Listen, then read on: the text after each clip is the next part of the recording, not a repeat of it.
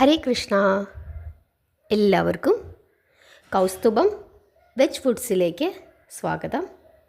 ഇന്ന് നമ്മൾ വളരെ സ്വാദിഷ്ടമായ ഒരു ബീറ്റ്റൂട്ട് ഹൽവയാണ് ഉണ്ടാക്കുന്നത്.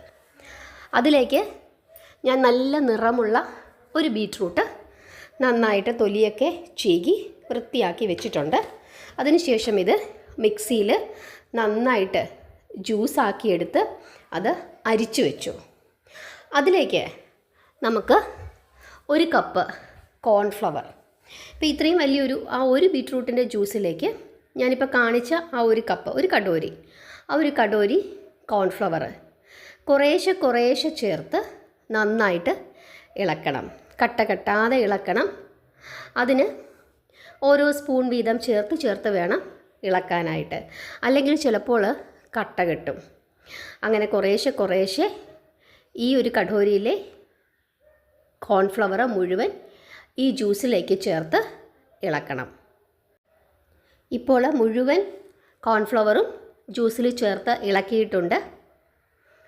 അതിനുശേഷം ഒരു പാൻ അടുപ്പേ വെച്ച് അതിലേക്ക് ഒരു 2 സ്പൂൺ നെയ്യാണ് ഒഴിച്ചിരിക്കുന്നത്. ഈ നെയ്യ് നന്നായിട്ട് ഒന്ന് ചൂടായി വരുമ്പം തീ ഒന്ന് മീഡിയത്തിലോ അല്ലെങ്കിൽ ലോയിലോ ആക്കിയതിന് ശേഷം ഈ കൂട്ട് നന്നായിട്ട് ഒന്നും കൂടി ഇളക്കണം. കാരണം അടിയിൽ ചിലപ്പം കോൺഫ്ലവർ ഇങ്ങനെ അടിഞ്ഞു കൂടിയിട്ടുണ്ടാകും. അങ്ങനെ ഇത് നന്നായിട്ട് ഇളക്കി ഈ ചൂടായ നെയ്യിലേക്ക് ഒഴിക്കണം. തീ മീഡിയത്തിലോ അല്ലെങ്കിൽ തീരെ കുറച്ചോ തന്നെ വെക്കണം, ഇല്ലെങ്കിൽ പെട്ടെന്ന് തന്നെ അടിയിൽ പിടിക്കും. അങ്ങനെ നമ്മൾ ഈ ഒഴിച്ച കൂട്ട് ചെറുതീയിൽ നന്നായിട്ട് ഇളക്കണം. തീ കുറച്ച് വെച്ചിട്ട് വേണം ഇളക്കാൻ, ഇല്ലെങ്കിൽ പെട്ടെന്ന് ചിലപ്പോൾ അടിയിൽ പിടിക്കും. നോൺ സ്റ്റിക്ക് പാത്രമാണ് ഏറ്റവും നല്ലത്. അതിനുശേഷം അതിലേക്ക് ആവശ്യത്തിനുള്ള പഞ്ചസാര ചേർക്കണം. ഇപ്പോൾ ഞാൻ ചേർത്തിരിക്കുന്ന പഞ്ചസാര 2-3 ഏലക്കായും കൂടെ ചേർത്ത് പൊടിച്ച പഞ്ചസാരയാണ്.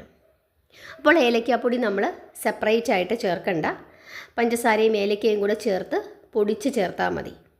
അതിനുശേഷം വീണ്ടും ചെറുതീയിൽ ഇതിങ്ങനെ നന്നായിട്ട് ഇളക്കി ഇതിങ്ങനെ കുറുകി വരും.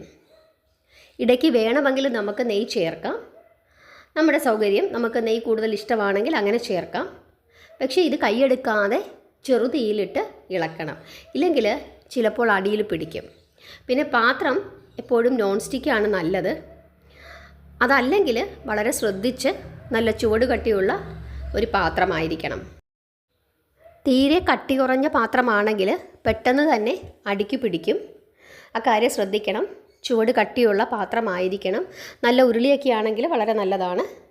അപ്പോൾ ഈ രീതിയിൽ വേണമെങ്കിൽ നമുക്ക് ഇടയ്ക്കിടയ്ക്ക് നെയ്യ് ഒഴിച്ചു കൊടുക്കാം, നമ്മുടെ ഇഷ്ടം. അതല്ലെങ്കിൽ നല്ല ശുദ്ധമായ വെളിച്ചെണ്ണയായാലും കുഴപ്പമില്ല. അങ്ങനെ ഇതിങ്ങനെ പാത്രത്തിൽ നിന്നും വിട്ടു വരുന്ന സമയമാകുമ്പോഴേക്കും അതിലേക്ക് നമുക്ക് അണ്ടിപ്പരിപ്പ് ചെറുതായിട്ട് നുറുക്കിയത്, അല്ലെങ്കിൽ ബദാം ചെറുതായിട്ട് നുറുക്കിയത്, അങ്ങനെയൊക്കെയുള്ള നട്ട്സൊക്കെ നമുക്കിതിലേക്ക് ചേർത്ത് വീണ്ടും നന്നായിട്ട് ഇളക്കി പാത്രത്തിൽ നിന്നും നമ്മുടെ ഒരു അലുവയുടെ പരുവത്തിൽ ഇതിങ്ങനെ വിട്ട് വരണം. അതായത് എണ്ണ തെളിഞ്ഞ് ഈ കൂട്ട് വിട്ട് വരണം. കുറച്ച് കഴിയുമ്പോഴേക്ക് നമ്മുടെ ഈ കൂട്ടിലിങ്ങനെ എയർ ബബിൾസ് വരുന്നതായിട്ട് കാണാൻ പറ്റും. ഈ എയർ ബബിൾസ് ഒക്കെ ഒന്ന് അടങ്ങണം. അപ്പോഴാണ് നമ്മുടെ ഈ അലുവ കറക്റ്റായിട്ട് പാകമാകുന്നത്. അതിന് വേണ്ടിയിട്ട് കുറേശ്ശെ ചെറുതീയിലിട്ട് ഇങ്ങനെ ഇളക്കി കൊടുത്താൽ മതി. അപ്പോഴേക്കും ആ എയർ ബബിൾസൊക്കെ പൂർണ്ണമായിട്ടും പോക്കോളും. പിന്നെ ഒരുപാട് നമ്മൾ ഉണ്ടാക്കുന്നില്ലല്ലോ, നമ്മൾ അത്യാവശ്യത്തിന് കുറച്ച് വേണ്ടിയിട്ടല്ലേ ഉണ്ടാക്കുന്നത്, വ്യാവസായിക അടിസ്ഥാനത്തിലൊന്നും അല്ലല്ലോ ഉണ്ടാക്കുന്നത്.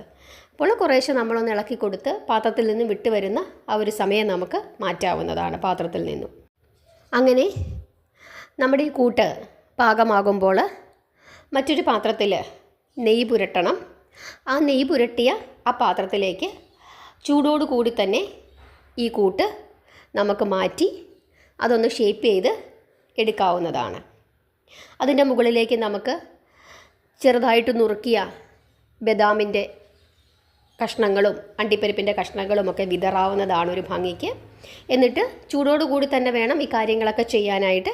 അതിനുശേഷം ഇതൊന്ന് ആറിക്കഴിയുമ്പോൾ മറ്റൊരു പാത്രത്തിലേക്ക് നമുക്ക് മാറ്റി ചെറിയ ചെറിയ കഷ്ണങ്ങളാക്കി മുറിച്ച് നമുക്ക് ഉപയോഗിക്കാവുന്നതാണ്. നല്ല രുചിയുള്ള ഒരു ബീട്രൂട്ട് ഹൽവയാണ്.